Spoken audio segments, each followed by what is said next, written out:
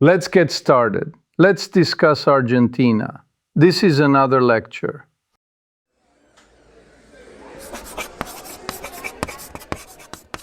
I am Professor Alexei, and it's important to understand before anything else that Argentina is both a geographic vastness and a historical argument stretched over 2 centuries. We will try to do it justice in measured steps. Hi, I'm Priyanka.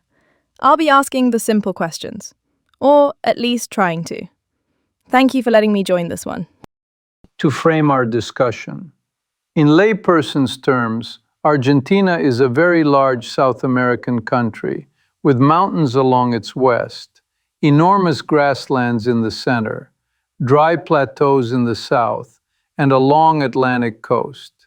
It is famous for literature and football, steak and tango, but equally for a complex political story that oscillates between reform and rupture. In more formal terms, Argentina is the Argentine Republic, a federal state in the southern cone, with 23 provinces and the autonomous city of Buenos Aires. It possesses a significant Atlantic maritime frontage, reaching towards subantarctic waters and the Drake Passage, and it maintains territorial claims that shape its diplomacy. Etymologically, the name links to argentum, silver. English once said the Argentine, now archaic, but the idea of land of silver still echoes in the La Plata Basin's toponymy. So, basically, big, diverse landscapes, a federal system, and a name tied to silver legends. That helps anchor it. Can we also just say where it sits in the region? Like, who it borders? Naturally. Argentina borders Chile to the west, Bolivia and Paraguay to the north, Brazil to the northeast, Uruguay and the South Atlantic to the east, and looks southward to the Drake Passage. That position entangles it with Andean, Amazonian, and Atlantic systems, which in this context means trade corridors, energy basins, and maritime resource zones. It is by area the second largest state in South America, fourth in the Americas, and eighth globally.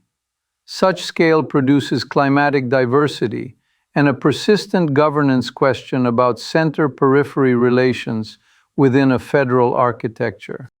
I think the stakes part is where people often get lost. Why should we care, beyond trivia? It's crucial to understand that Argentina is a historic middle power, a founding member of the United Nations and G20 participant, a founding member of Mercosur, and, interestingly, a major non-NATO ally of the United States. Thus, its choices reverberate across Latin America on human rights, trade, and regional integration. Moreover, its sovereignty claims in the South Atlantic and even an Antarctic sector anchor a polar and maritime outlook. Disputes there intersect with fisheries, hydrocarbons, and shipping lanes. Finally, the country's political economy, often summarized too glibly, shows recurrent booms, busts, and restructurings. Oversimplifications miss that volatility is patterned, not random, with institutions and social coalitions adapting across cycles. So yeah, moving on, can we have a few crisp facts and a quick historical arc, just to set the stage? Clearly. Basic facts. Eighth largest country.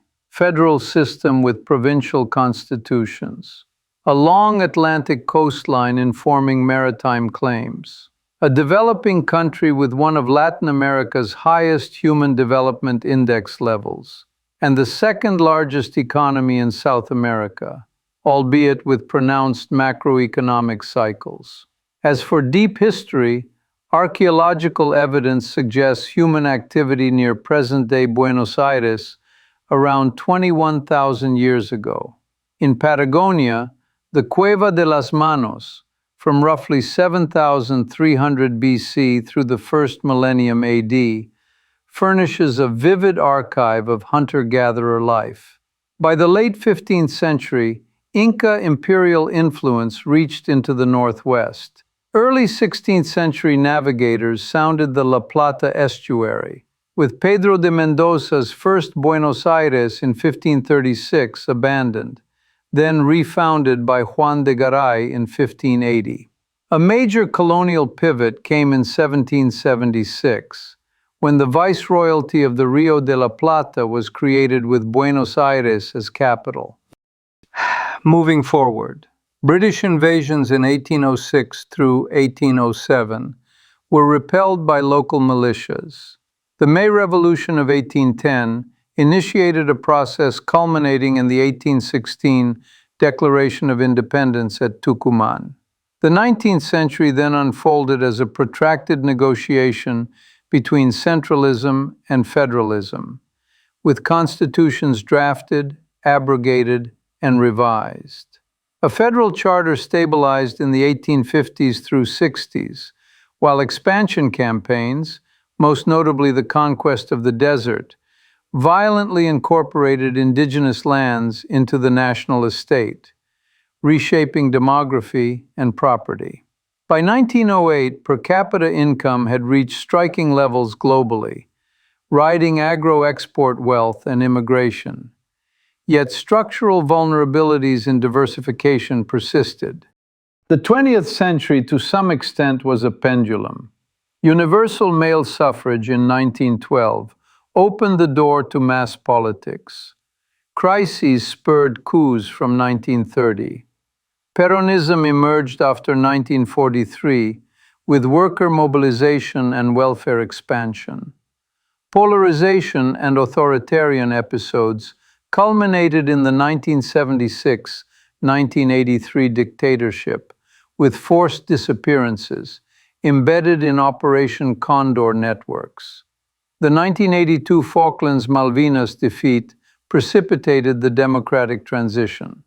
Since 1983, we observed trials, reversals, and renewed prosecutions on human rights, and alternating economic strategies, from privatizations and currency pegs to neo-Keynesian recovery and later austerity, cycled through the 1990s, 2000s, and 2010s. Most recently, a libertarian outsider, Javier Milei, won the presidency in 2023, pledged radical liberalization, and in 2025 midterms, his party consolidated legislative strength. The institutional experiment continues. That's a lot of motion for one polity. Before the big questions, do you have a personal angle on why this case keeps drawing you back? In fact, I do. My scholarly interest has long centered on how states exit authoritarian rule and renegotiate legitimacy. Argentina's sequence: war defeat, truth-seeking, partial amnesties under pressure, and then renewed accountability, offers a comparative laboratory for transitional justice and for how human rights commitments later inform foreign policy positioning in the region.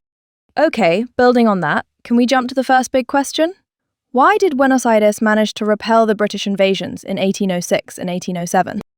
Let's begin with the foundations. The Napoleonic shock had compromised Spain's metropolitan capacity, creating windows for British commercial and strategic ventures into the Rio de la Plata. Yet the British underestimated urban terrain, local resolve, and emergent corporate identities. Buenos Aires, a mercantile port with guilds, militias, and civic institutions, mobilized rapidly. We observe ad hoc but coordinated neighborhood and militia defense, intimate knowledge of streets and choke points, and a willingness of Creole and immigrant populations to act without waiting for peninsular authority. The second attempt in 1807, larger but similarly urban, again confronted a city that had learned to organize itself. That experience fostered, if you will, a performative claim to self-rule. If we can defend the city, we can govern the city. I'm curious about the ripple effects. Did these defenses actually feed into the 1810 moment, Or is that reading too much coherence into events? We can infer a strong linkage. The defense episodes created militias whose loyalties were local, not strictly vice-regal. They habituated elites and commoners alike to collective decision-making in cabildos. And they emboldened the political language of capability.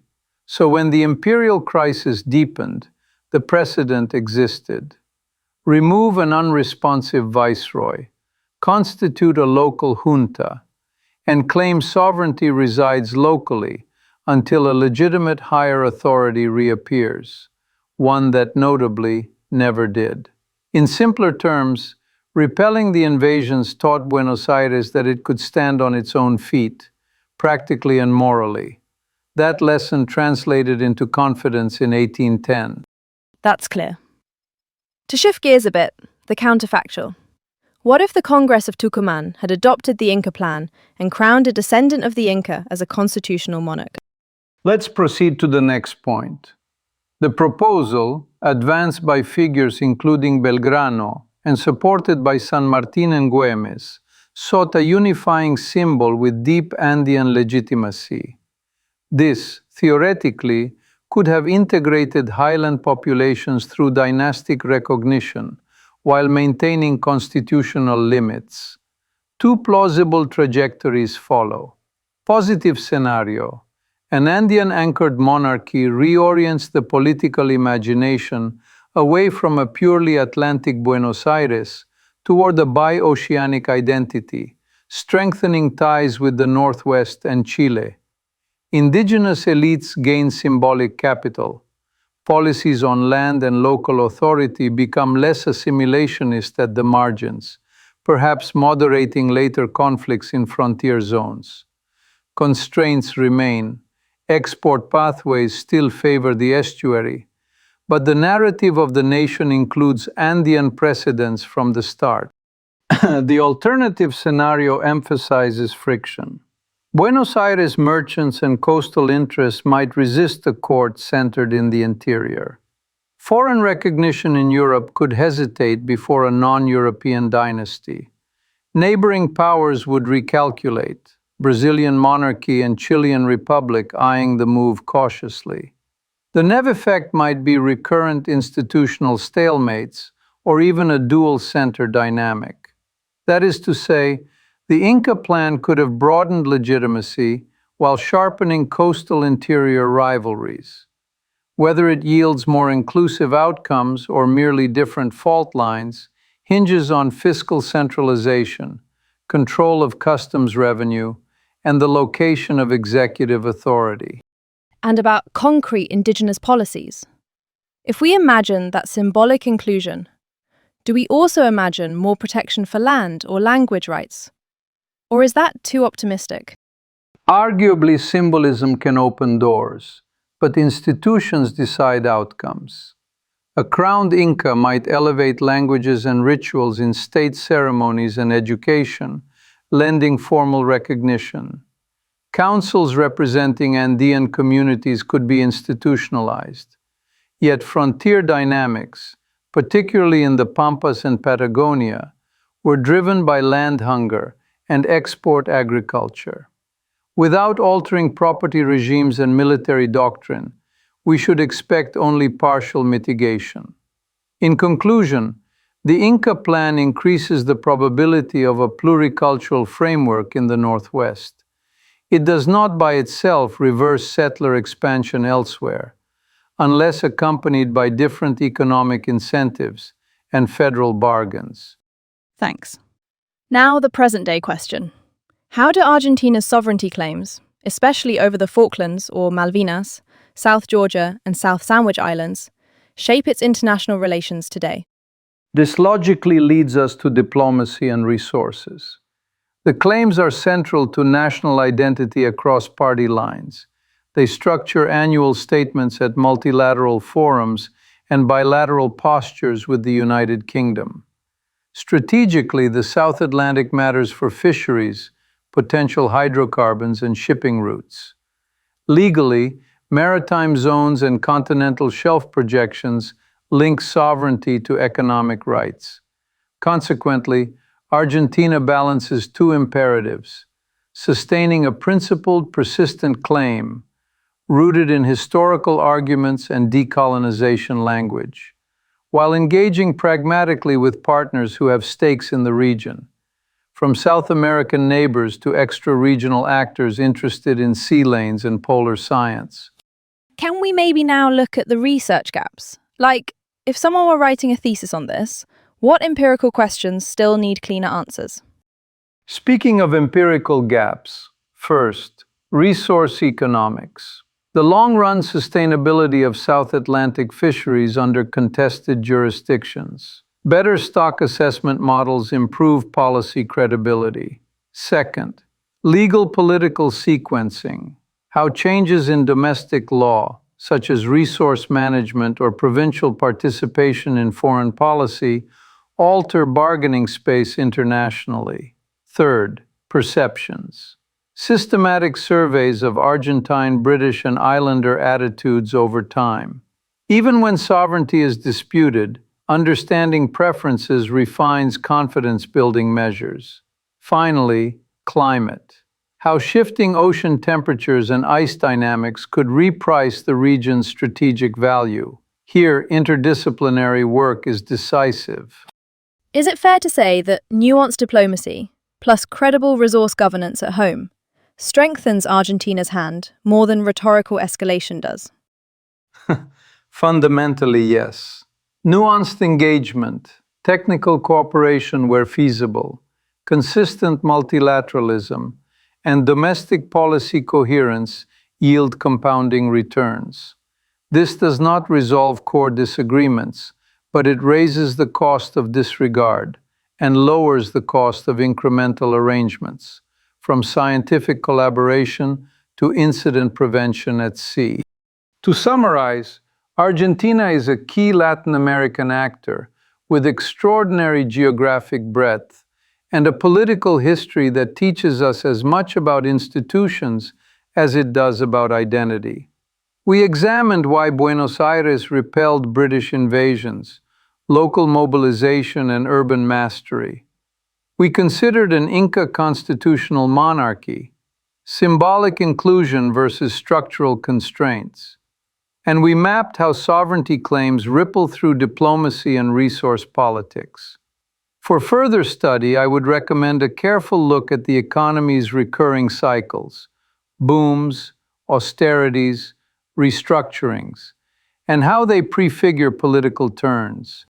This then completes our present analysis. Thank you for listening, and as always, keep your questions sharp and your sources sharper. That was helpful to think through, actually. Thank you, Professor.